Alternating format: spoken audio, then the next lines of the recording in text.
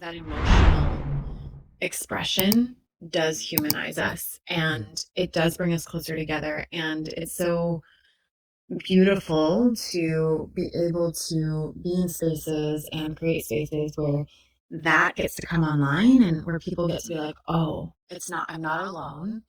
And it's not just me. And it's safe to feel and it's safe to express. And I'm loved in my expression. Again, because of a lot of imprints we may have gotten from our childhood or misunderstandings we might have created, or just straight up like conditioning around emotions that we may have taken on, Yeah, So, don't show your emotion. Be vanilla, mhm. right? Don't be. Yeah. Yeah, and the truth is, like, children, babies are not vanilla. They are expressive. They are so expressive.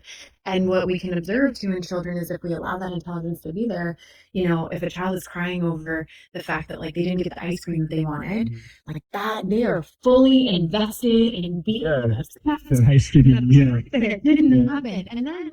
And then they could turn around and see a puppy and be like, oh, I got a puppy. And then that's an intelligent nervous system.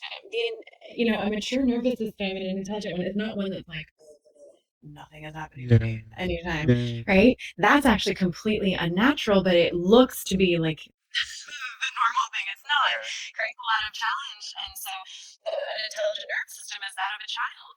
It's like, oh my God, I'm so upset about this ice cream. And you feel it fully, and then something new captures your awareness. And now you're able to be present for that. It's like, oh my gosh, that's so sweet. And now I'm joyful. Now I'm playing. So watching kids is always a beautiful, beautiful master class on being real, being in an intelligent nervous system and a body that is present and attuned and knows how to regulate itself. As long as we continue to give children the space for that. And as adults, we can come back to that. It may take some work. It may take some moving into the past to start to understand why we didn't allow that to happen or why it couldn't happen, and to clear our slate to then become childlike again in that way. Yeah, yeah, of course. I feel like there's something in that maybe, I mean, obviously this isn't to bash, intellectuals or being intellectual. Obviously, it all plays a part in our upbringing and our body composition and mental composition, moreover.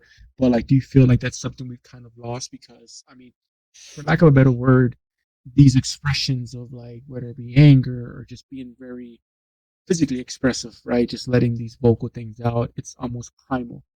So do you feel Mm. like we've kind of gotten away from that because we, like you said, I have everything figured out. I'm an intellectual. This explains this. This explains that. Like this kind of lust, or not lust, but this hunger that we have for intelligence that we're kind of above, lashing out like that and having this human moment of like breaking down like that. Do you feel like that's something that we kind of got away from? Yeah, I think so. And I think it's a part of what happens in conditioning to be in society and to not be disruptive and things like that. And it's not to say that we want to go so fully spectrum to be like a 3-year-old, because that's also Yeah, of not course, going of to be course. conducive to, like, Yeah, to of being an course. adult. But it's about, if I have an emotion around something, can I be responsible? Mhm. I'm feeling an immense amount of anger in my body. And then where the intellect can come into support is to be like, okay, I can see that I have a ton of anger, so I need to remove myself and just express and emote my anger in a private space where I'm not putting it out on anybody else, Mhm. so that I can come back into, a harmonized place, not from a place of pushing it down, but from a place of expressing it in a mindful way. And then continue to operate in the world, right? So it's like the both end. And I've said that I do something that we lean on having become over intellectualized because of information, we rely on thinking, data. And so the emotional body has not, I think, had as much space to be Yeah. to be right. And so now I do think that we're coming into, in a lot of, not every space, but in a lot of spaces, a lot more dialogue around how to allow both to exist, and how to Mhm. know, like, you know, maybe we want the sort of reasoning to be able to drive the car, while Yeah. right next to us we have the emotion that's like there to be like, this is what's happening, this is what I Yeah. need, but we're not Yes. to drive the car, right? They're co-pilots. They're supporting each other, and so that there is a healthful way to do this. Yeah, because I Yeah, don't think it's one or the other. It's the perfect marriage. exactly. It's like yin yang. You need that balance because if you have one without the other, you're not like fully alive. You know. to Right. not sound like a total hippie. But yeah, it's I mean that's kind of I mean that's the gist of it. I think it makes sense and